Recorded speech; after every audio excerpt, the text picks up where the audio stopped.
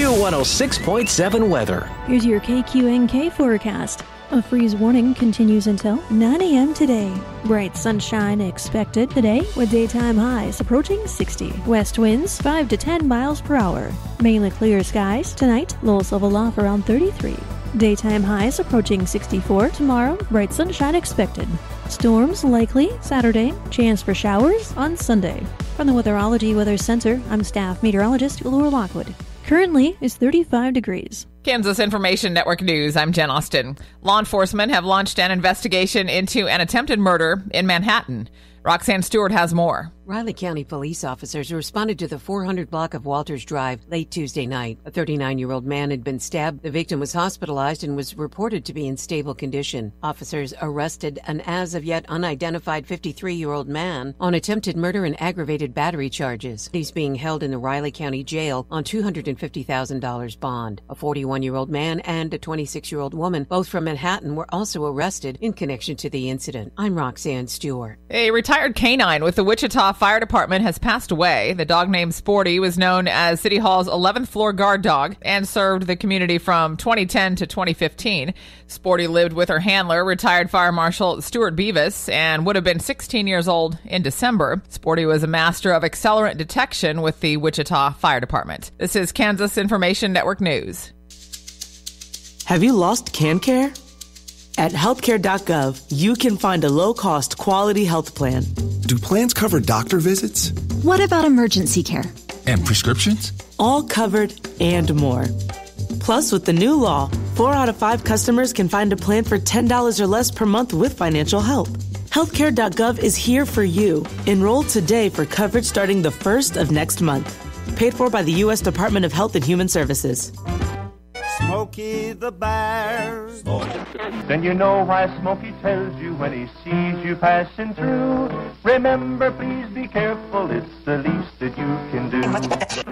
What you desire, don't play with matches, don't play with fire. After 80 years of learning his wildfire prevention tips, Smokey Bear lives within us all. Learn more at SmokeyBear.com. And remember, only you can prevent wildfires. Brought to you by the USDA Forest Service, your state forester, and the Ad Council. Good morning, I'm Natalie Hadley with your KQNK News. Brought to you by Firebolt Ag, LLC, serving all of your chemical and fertilizer needs. Nearly $9 million is headed to projects in the Sunflower State that are meant to soften the impact of a statewide drought. Governor Kelly announced that Kansas is set to receive $9 million from the Federal Inflation Reduction Act, and the funds will go towards 2 projects meant to mitigate the impact of the state's drought, with Governor Kelly saying decades of over-appropriation and more frequent droughts have now put communities across Kansas in crisis. So these projects will be instrumental in their work to increase Kansas's water quality and quantity. State officials announced that the Kansas Equisbed Aquifer Recharge, Storage, and Recovery Project near Wichita is set to receive $7 million, and this is crucial for more than 20% of the municipal, industrial, and irrigation water usage in Kansas. Governor Kelly also announced that the Kansas Voluntary Agreements Program was chosen to receive $2 million for the Kansas Water Transition Assistance Program in either Prairie Dog Creek or Rattlesnake Creek Basin, and this will conserve about 10,000 acre-feet through the rotation of temporary land fallowing or permanent retiring of water rights. Governor Kelly noted that she has advocated for federal water funds to be extended into Kansas to help family farms and ranches, small towns, and wildlife to avoid the impacts of drought. Congresswoman Sharice Davids of Kansas said she's glad to see resources coming home to Kansas as the ongoing effects of drought are a persistent threat across our state. And this investment is a critical step to protect the livelihoods of Kansans, support the work our farmers do to feed the world, and protect the economic security of towns across Kansas. Governor Kelly indicated that the announcement builds on previous investments of nearly $33 million for aging infrastructure, water recycling, and water-smart projects in Kansas. 3 people were injured in an accident just before 5 p.m. on Wednesday in Norton County. The Kansas Highway Patrol reported that a 2005 Mercury Montego, driven by 16-year-old Aislinn D. Lawfrey of Norton, was eastbound on Woods Drive at Valley Vista in Norton when the car struck a southbound 1990 Chevy 1500 driven by 70-year-old Mary J. Johnston of Norton. After the impact, the pickup came to rest on the southeast curb of the intersection, and the car came to rest next to the pickup on the southeast corner of the street. EMS transported Lofrey, Johnston, and a passenger in the car, 15-year-old Piper Benavides of Norton, to the Norton County Hospital. All three were not wearing seatbelts, according to the Kansas Highway Patrol. A 47-year-old Overland Park man was arrested on charges of several alleged property thefts at the Hayes Walmart. Hayes Police Lieutenant Tim Greenwood said police first learned about Quinn Anthony McDonald in July when the Walmart reported a theft. McDonald left the scene but was seen again on October 21st when he allegedly attempted to return a previously stolen item, and when the police arrived, he was then arrested outside of Walmart. Court records revealed that McDonald was reportedly found possessing a JBL speaker, a jump pack, a Hart drill bit, a Hart impact wrench, and a charger and a pen. The alleged thefts are categorized as felonies, and McDonald was booked into the Ellis County Jail on October 21st. Drivers will need to be on high alert tonight for Halloween, as Safe Kids Worldwide has reported that children are more than twice as likely to be hit and killed by a car on Halloween than on any other day of the year. And to add to that, Halloween is consistently one of the top 3 days of the year for pedestrian injuries and fatalities.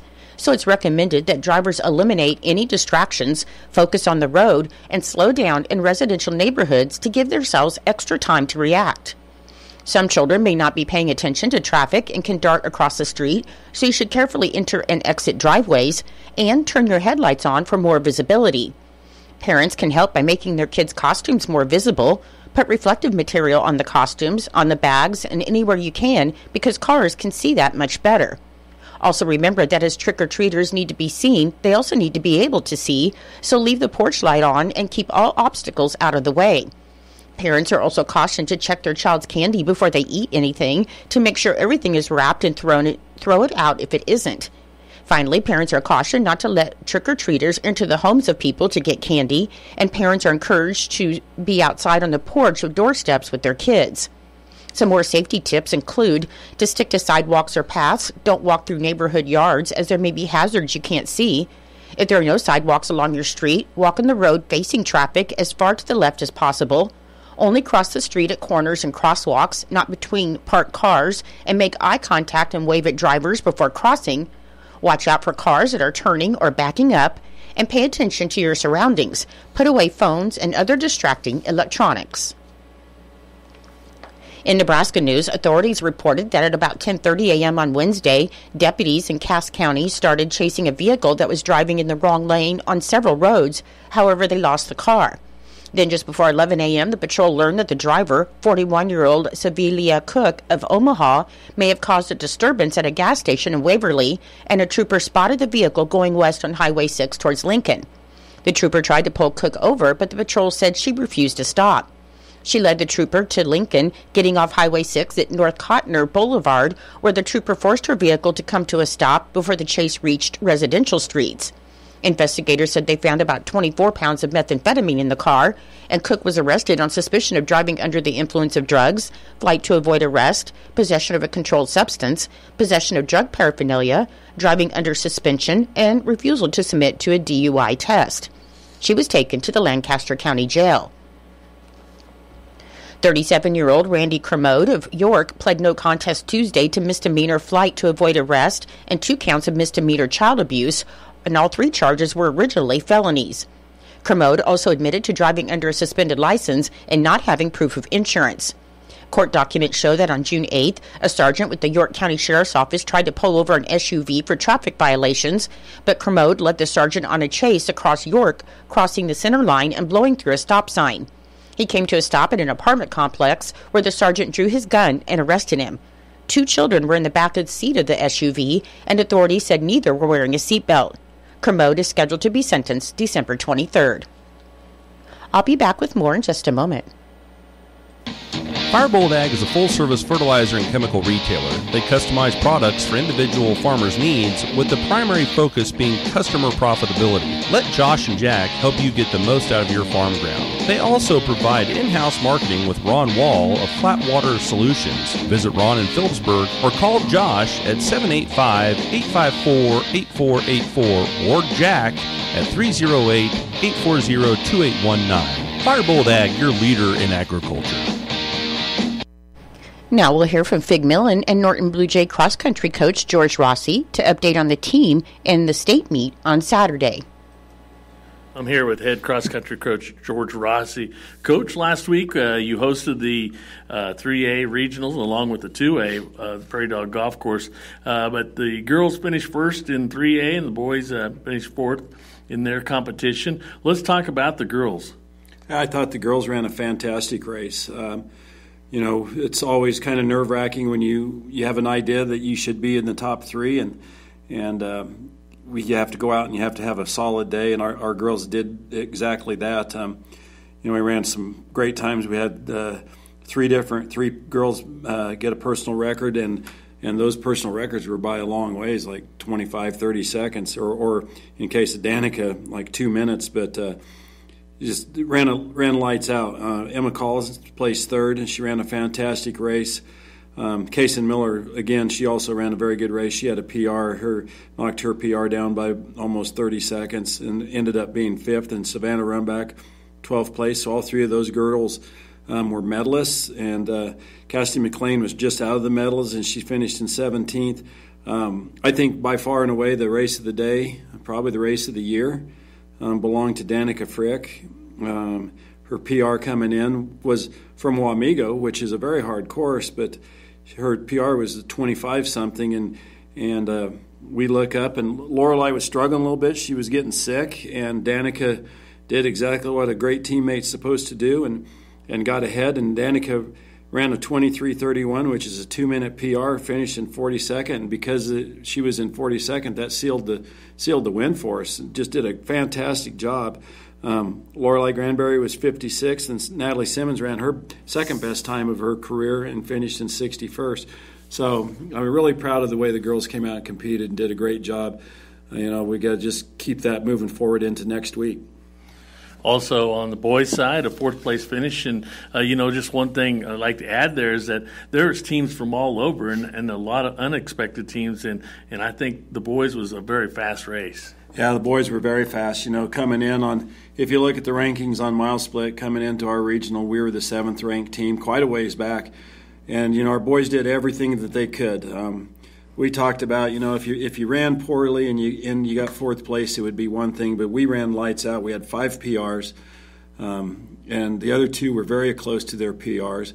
And you just can't do any better. We got beat by better teams, but I was so proud of the way the boys came out and competed.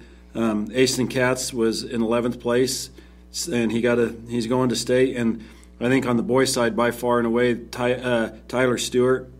Man, he was 24th ranked kid coming in, and he knew that he was going to have to PR by over 35 seconds in order to even have a shot. And as the race progressed, he was 28th, and then he was 21st, and then he was 18th, and coming up over the hill, he was giving every ounce of effort he had. And we talked the night before about nobody beats you in the chute. If you have to dive, dive. Tyler dove, and you had some great pictures of that, and he dove and got a 14th spot, and I'm so happy for Tyler to get an individual berth at the state meet. The kid works his tail off, and just he's a senior, and he couldn't be more deserving. Max Carter had a PR, finished in 38th. Jace Bailey had a big PR, finished in 40th. Elvis Green cut his time down by a minute and a half, finished in 44th.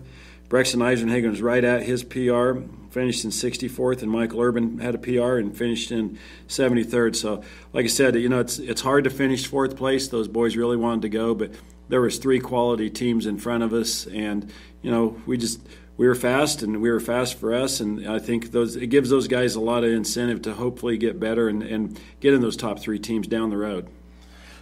Talking about the speed of these races, 2 records were broken also at this regional. Yeah, the girl from Smith Center, we I figured at least she had a good shot at breaking the course record.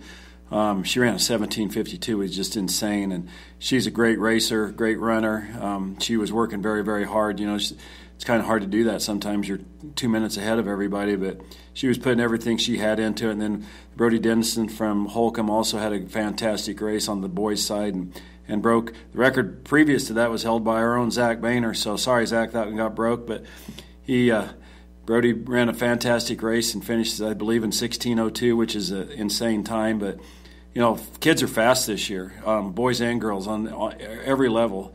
Just the PR times are just incredibly fast. You're going to have to run probably in the 16s on the boys' side to get a medal, and you're going to have to run 19s and 20s under 21 probably on the girls' side to get a medal at state. The state competition at Rimrock and Lawrence, a fun course that you enjoy sending your squad to. It'll be this coming Saturday. What do you see at the Rimrock meet? Well, it's obviously you got the best teams in the state. I think on the girls' side, I don't think there's a clear favorite. You got Wichita Trinity again, who has a state champion in Emily Heim. And you have Southeast Saline, which is a very strong team because they run so closely as a pack. They're 1-5 splits about 50 seconds. Heston's got some really good runners. Scott City, us, Hiawatha. There's probably 7 or 8 teams that are really going to battle it out. Not necessarily for first and second always, but that third place trophy is going to be a huge battle. And, it's weather's going to suit us again. We ran in the rain last year. It's supposed to rain, and I think our girls have it in them. If they, you're going to have to put together another race like we had at our meet on Saturday. And if you do, I think you got a little bit of a shot to maybe get something.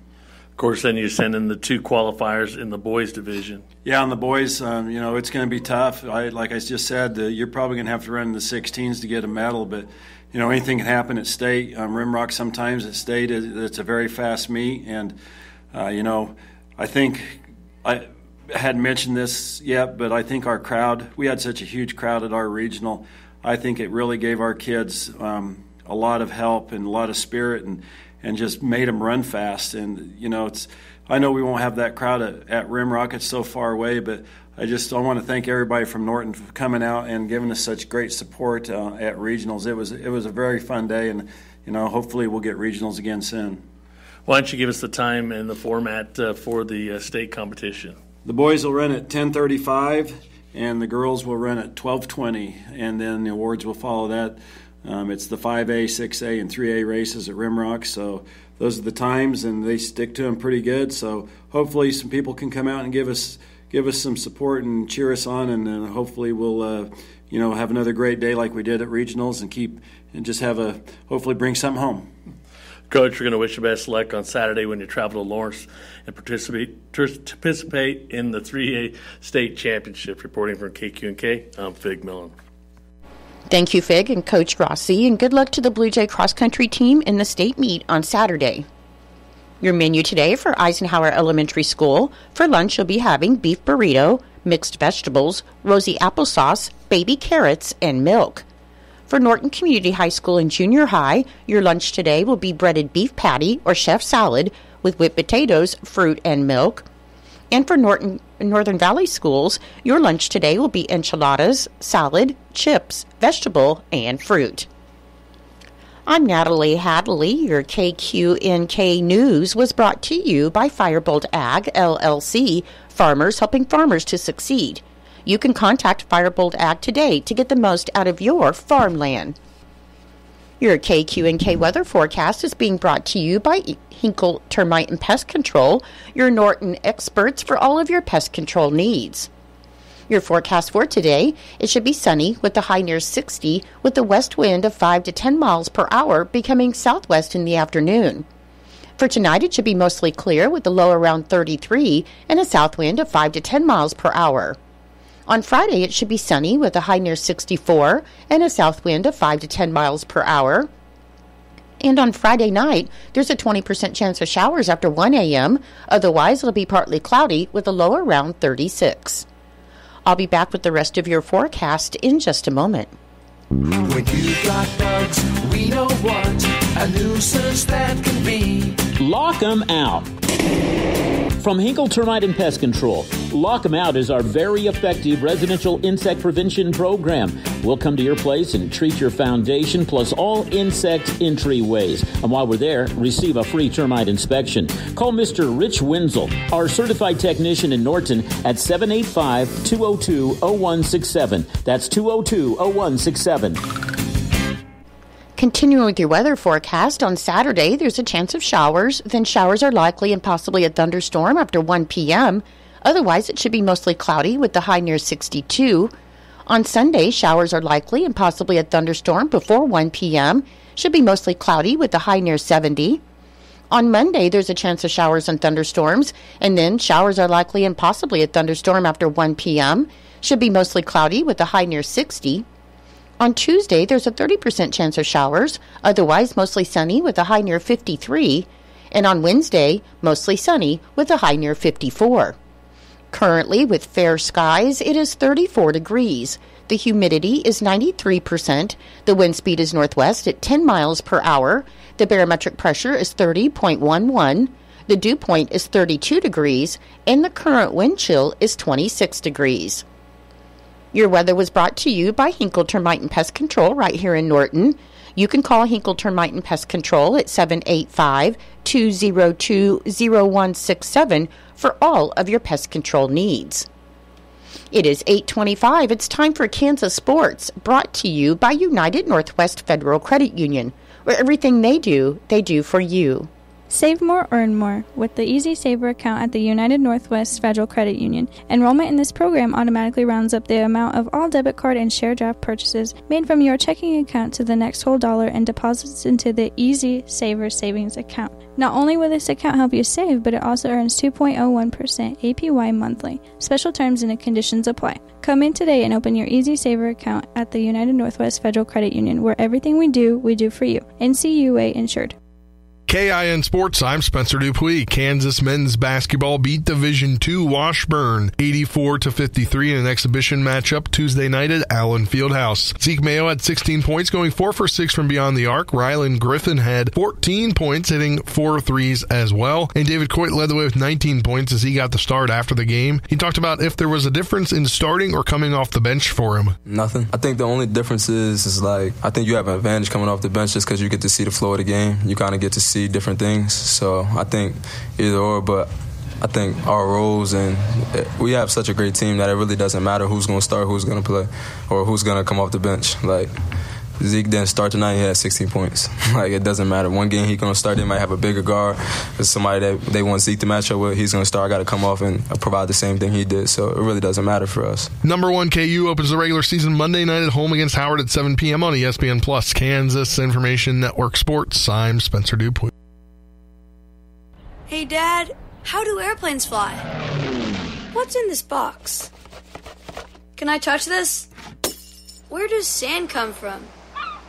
Is this tree good for climbing? What happens if I mix these two things together? How are babies made? What does this thing do? Kids are curious about everything, including guns. Talking to them about gun safety in your home is a good first step, but you can do more. Always keep your guns locked, unloaded, and stored separately from ammunition. Storing your guns securely is the best way to prevent family fire, including unintentional shootings. For more information on safe gun storage and ways to keep your family safe, visit endfamilyfire.org. That's endfamilyfire.org. What do we keep in the attic? What's this thing called? Can I ride my bike backwards? Like I said, kids are curious. It's up to us to keep them safe. Brought to you by End Family Fire, Brady, and the Ad Council. It's true, many of us spend more time thinking about what's for dinner than preparing for retirement. But if you think your retirement needs deserve more attention, I agree, and I'd like to help. I'm Edward Jones Financial Advisor Philip Eisenhagen. Together we can give your long-term retirement strategy the attention it deserves. Stop by our office at 418 East Holm here in Norton or call 877-3373. Edward Jones, Making Sense of Investing, member SIPC.